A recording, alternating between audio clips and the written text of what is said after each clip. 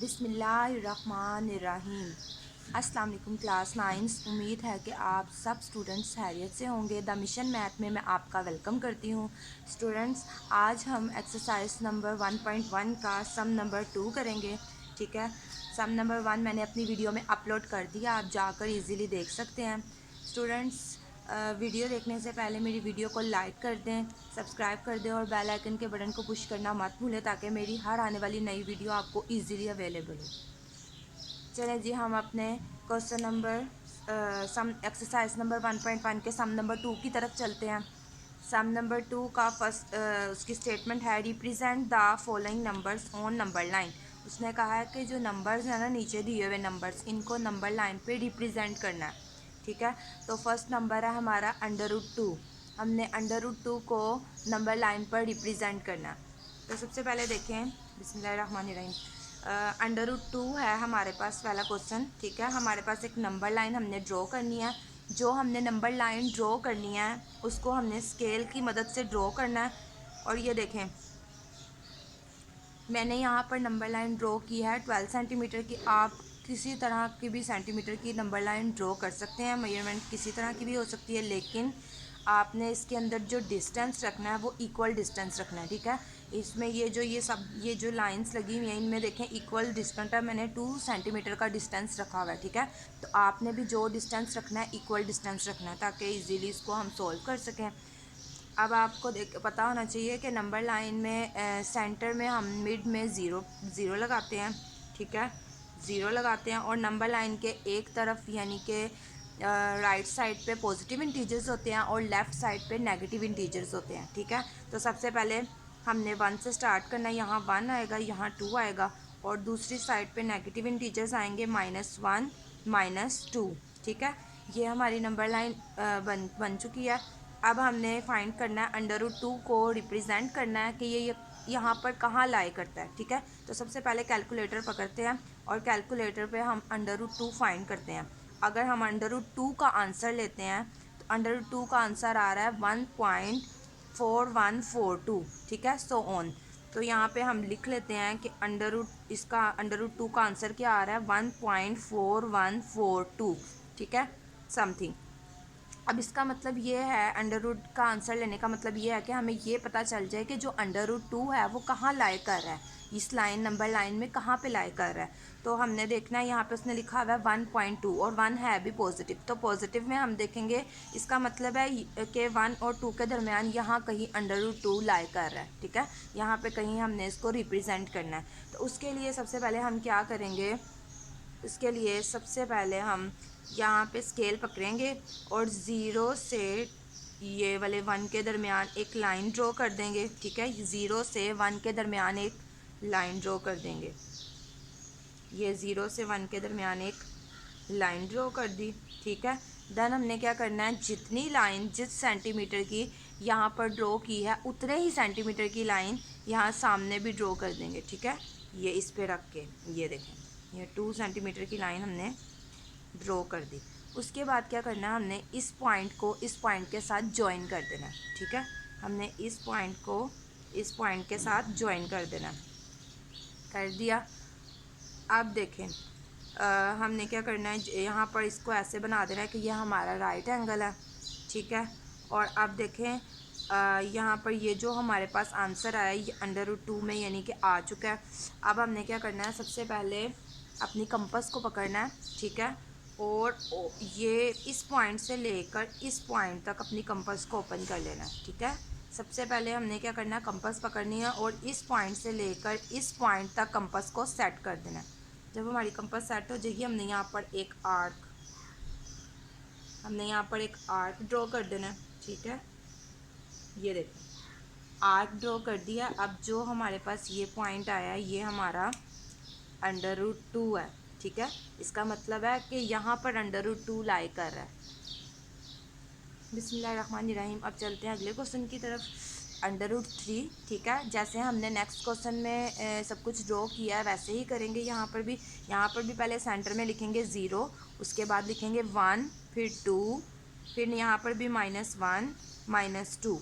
अब इसमें भी हमने क्या करना है, सबसे पहले हमने स्केल पकड़ना है, ठीक है। जितना हमने √2 में किया उतना ही हम पहले यहाँ पर उतना प्रोसेस करेंगे। सबसे पहले हम यहाँ पर यहाँ 1 से लेके ये 2 तक एक लाइन ड्रॉ कर देंगे, और जितने सेंटीमीटर की लाइन हमने यहाँ ड्रॉ किया, जैसे मैंने यहाँ 2 सेंटीमीटर की ड्रॉ किया, तो मैं यहाँ पर भी 2 सेंटीमीटर की लाइन ड्रॉ करूँगी।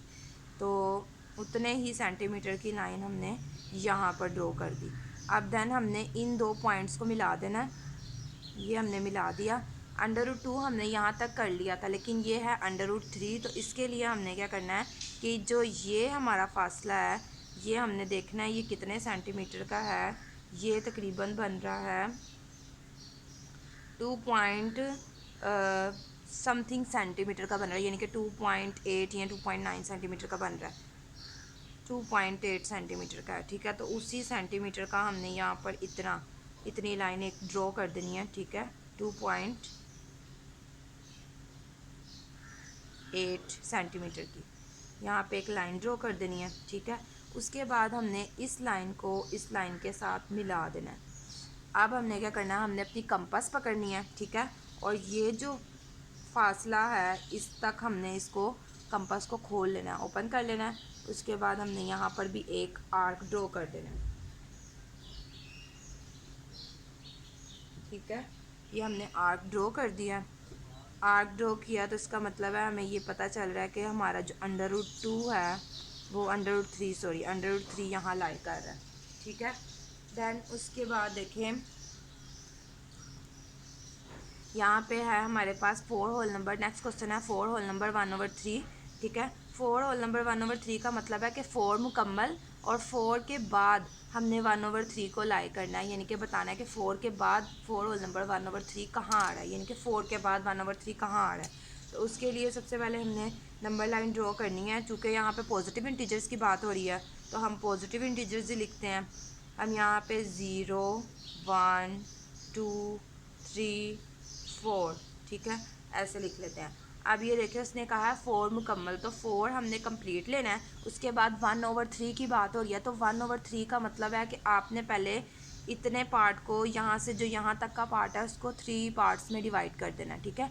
उस जब वो हमें 3 पार्ट्स में कहेगा तो हम 2 पार्ट्स में डिवाइड करेंगे। जब वो हमें 4 पार्ट्स में कहेगा हम 3 पार्ट्स में डिवाइड करेंगे। जब वो हमें 5 पार्ट्स में कहेगा तो हम 4 पार्ट्स में डिवाइड करेंगे। ये देखिए अब उसने हमें 3 पार्ट्स में कहा है ना यहाँ पर, तो हम इसको 2 पार्ट्स में डिवाइड कर देंगे। तो ये देखें एक लाइन यहाँ और एक लाइन यहाँ। तो अब ये देखें अब 2 पार्ट्स में अगर हमने इसको डिवाइड किया है तो 1 मिनट, 2 पार्ट्स में हमने इसको डिवाइड किया है।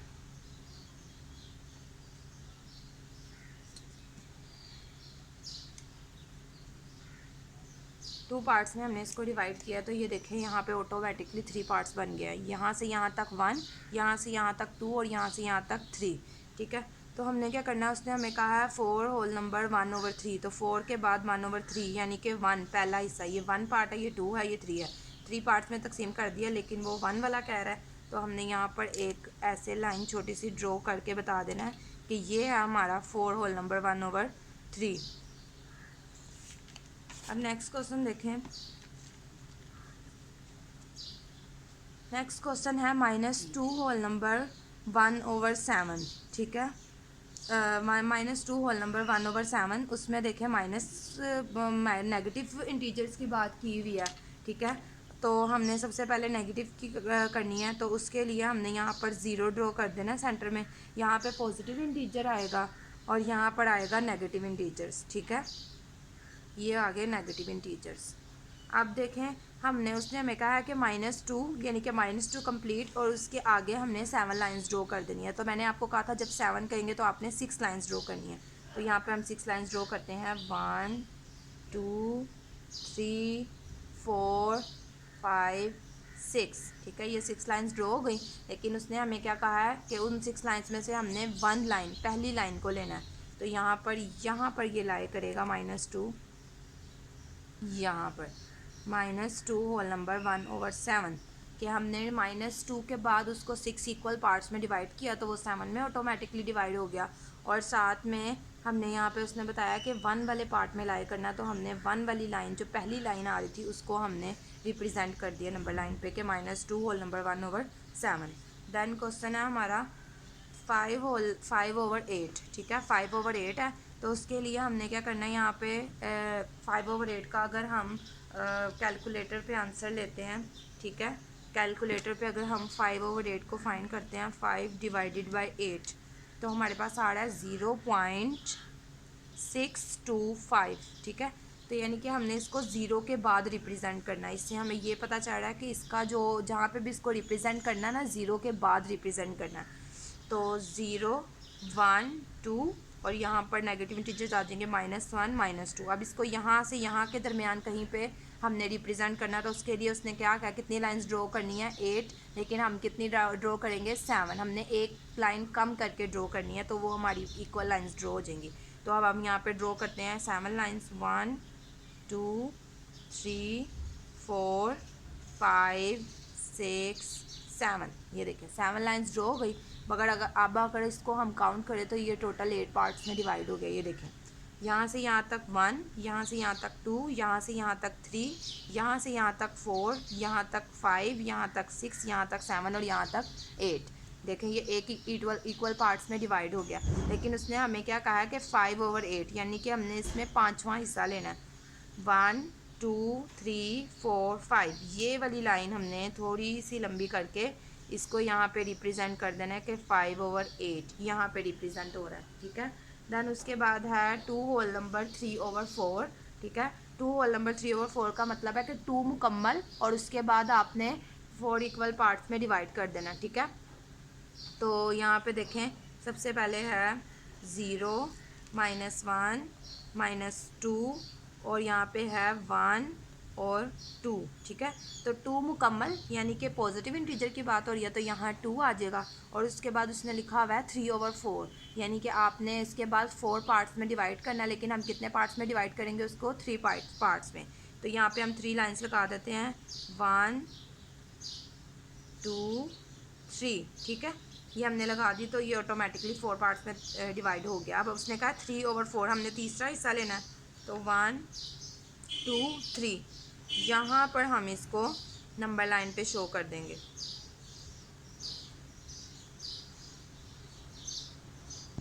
बिस्मिल्लाहिर्रहमानिर्रहीम। अब सम नंबर 1 की जानिब चलते हैं, सम नंबर 3 की जानिब चलते हैं। सम नंबर 3 है, express the following as a rational number P/Q where P and Q are integers and Q is not equal 0, ठीक है। उसने कहा है कि रैशनल नंबर्स को आपने एक्सप्रेस करना है P/Q की फॉर्म में, ठीक है, जहाँ पर Q जो है वो इज़ नॉट इक्वल होगा 0 के, ठीक है। तो इसके लिए सबसे पहले हमने यहाँ पर लिखना है, फर्स्ट क्वेश्चन है हमारा 0.4 और उसके ऊपर उसने बार लगाई हुई है, ठीक है।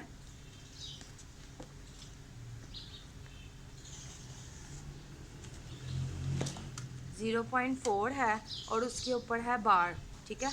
तो हमने सबसे पहले इसको लेट करके इसको कोई नाम दे देना, ठीक है। हम सबसे पहले इसको, और 0.4 के ऊपर बार का मतलब ये होता है कि जो 4 है वो बार बार रिपीट हो रहा है, ठीक है।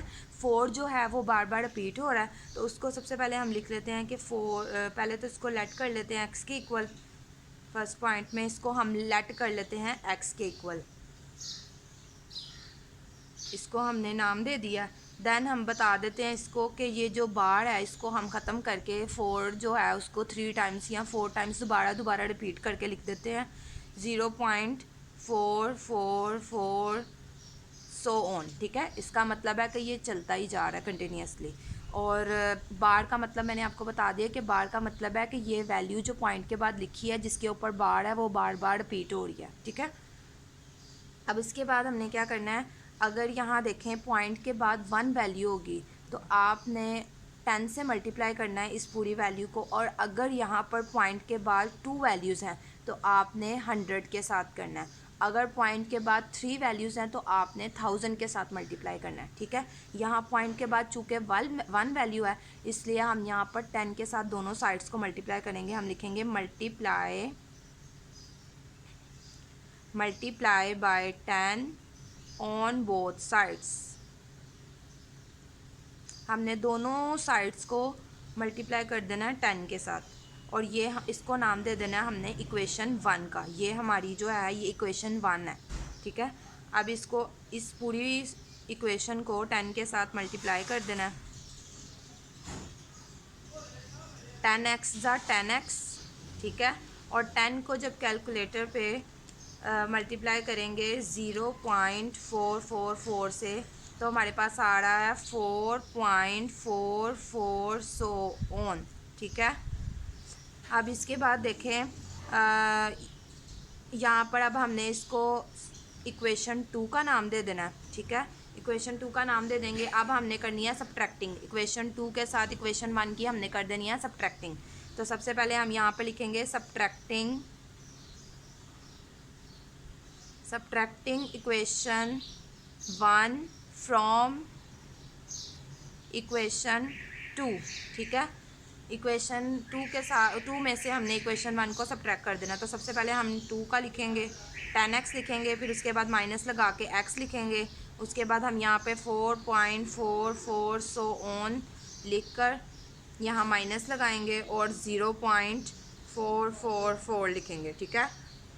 10 में से 1 माइनस करेंगे, जिसके साथ कोई वैल्यू नहीं, मीन्स के उसके साथ 1 है, तो 10 में से जब 1 माइनस करेंगे तो यहाँ पे 9x आ जाएगा। और अब इसको हमने माइनस करना है, तो 4.44 को माइनस करेंगे 0.444 से, तो हमारे पास आंसर आ जाएगा 3, ठीक है। हमने यह बल्कि 3 नहीं, इसके यहाँ पे कैलकुलेटर पे 3 आ रहा है ना, तो हमने इसको जब राउंड ऑफ करना है, आपको पता है ना कि जब 5 या 5 से बड़ी वैल्यू आ जाती है, तो हमने अगर राउंड ऑफ करना हो तो हम उससे जो पिछली वाली वैल्यू होती है उसमें 1 जो है वो प्लस कर देते हैं, ठीक है। तो हमने इसमें 1 प्लस कर देना, तो यहाँ पे 3 था तो ये हो जाएगा 4, ठीक है। यहाँ पे हम लिख देंगे 4। अब ये 9 इसके साथ यहाँ मल्टीप्लाई हो रहा है, मल्टीप्लाई की फॉर्म में है, जब यहाँ आएगा तो इसके साथ क्या हो जाएगा, डिवाइड, ठीक है। तो ये हमारा आंसर है। नेक्स्ट क्वेश्चन की जानिब चलते हैं, वो है 0.37 और उसके ऊपर है बार, ठीक है। बार का मतलब मैंने आपको बता दिया कि जो 37 है इसको बार बार रिपीट करना है। सबसे पहले हम लेट कर लेते हैं, हम लेट कर लेंगे इसको x के इक्वल 0.37, ठीक है। अब बार को हम हटाकर उसको वैल्यू को रिपीट कर लेंगे, ठीक है, और यहाँ सो ऑन लगा देंगे। ये हमारी इक्वेशन 1 हो गई। अब जैसे कि मैंने आपको पिछले क्वेश्चन में भी बताया कि अगर यहाँ पॉइंट के बाद 1 वैल्यू है तो आपने 10 के साथ मल्टीप्लाई करना है, अगर पॉइंट के बाद 2 वैल्यूज़ हैं तो आपने 100 के साथ मल्टीप्लाई करना है। तो यहाँ चूँकि पॉइंट के बाद 2 वैल्यूज़ हैं तो आपने इसको 100 के साथ मल्टीप्लाई करना है, बोथ साइड्स। तो हम लिखेंगे multiply by 100 on both sides, ठीक है, ऑन बोथ साइड्स। इसको हमने 100 से दोनों साइड्स पे मल्टीप्लाई कर देना है।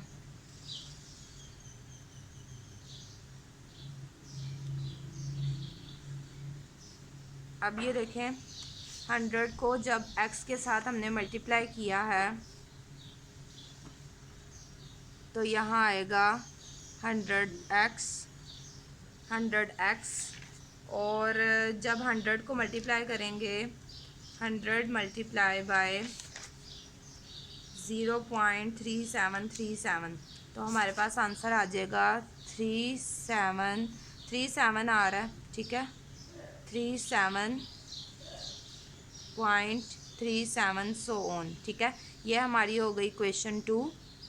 मल्टीप्लाई करके जो आंसर आएगा उसको हम इक्वेशन 2 बना लेंगे। अब हमने करनी है सब्ट्रैक्टिंग, तो हम यहाँ लिख देंगे subtracting equation 1 from equation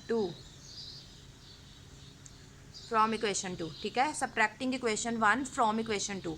equation 2 में से इक्वेशन 1 को हमने माइनस करना है, तो सबसे पहले हम यहाँ पे लिखेंगे 100x, देन हम यहाँ पे लिखेंगे x, और यहाँ पर आ जाएगा सबसे पहले 37.37 सो ऑन, और दूसरी वैल्यू है हमारे पास 0.3737 सो ऑन, ठीक है। तो 100 में से जब 1 माइनस करेंगे तो 99x आ जाएगा, और 37.37 में से जब माइनस करेंगे 0.3737, तो हमारे पास, हमने राउंड ऑफ करना है, यहाँ पर देखें 36 आ रहा है, ठीक है। हमने जब इसको राउंड ऑफ करना है तो ये बन जाएगा 37, 1 ऐड कर देना ना, क्योंकि जब पॉइंट के बाद अगली वैल्यू 5 या 5 से बड़ी हो तो हम पिछली वाली में 1 ऐड कर देते हैं। यहाँ 36 था तो 37 हो गया। अब ये देखें, ये इसके साथ यहाँ मल्टीप्लाई फॉर्म में है, जब यहाँ आएगा तो डिवाइड फॉर्म में हो जाएगा। ये हमारा आंसर है।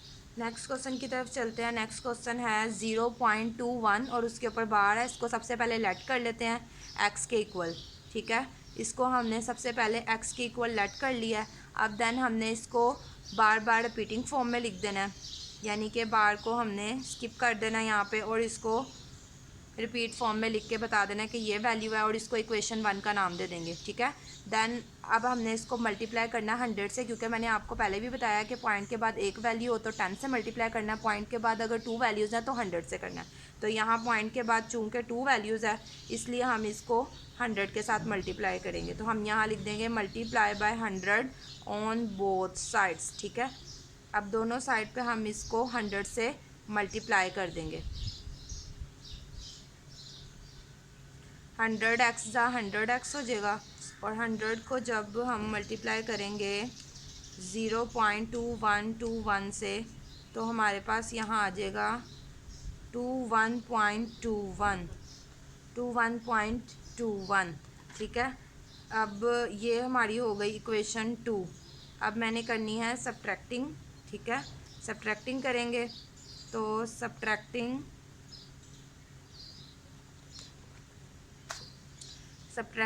Equation 1 from equation 2। इक्वेशन 2 में से इक्वेशन 1 को हमने माइनस कर देना है, ठीक है। तो यहाँ पर सबसे पहले हम लिखेंगे 100x, देन हम यहाँ पे लिखेंगे x, उसके बाद यहाँ पे लिखेंगे 21.21 मतलब 21.21 so on minus 0.2121 so on. अब इसको हम कैलकुलेटर पे माइनस कर देते हैं। सबसे पहले 100 में से 1 माइनस किया तो 99x आ गया और जब यहाँ पे 21.21 को माइनस करेंगे 0.2121 से तो हमारे पास आ जाएगा 20। लेकिन उसके बाद देखें पॉइंट के बाद 9 आ रहा है तो 5 या 5 से बड़ी वैल्यू हो तो पीछे 1 इंक्रीज़ कर देते हैं, राउंड ऑफ करना हो तो हम क्या करेंगे, यहाँ पर 20 है तो यहाँ पे लिख देंगे 21, ठीक है। तो अब ये देखें यहाँ पे आ जाएगा, ये यहाँ मल्टीप्लाई फॉर्म में उधर जाके डिवाइड फॉर्म में हो जाएगा तो यहाँ पे आ जाएगा 21/99।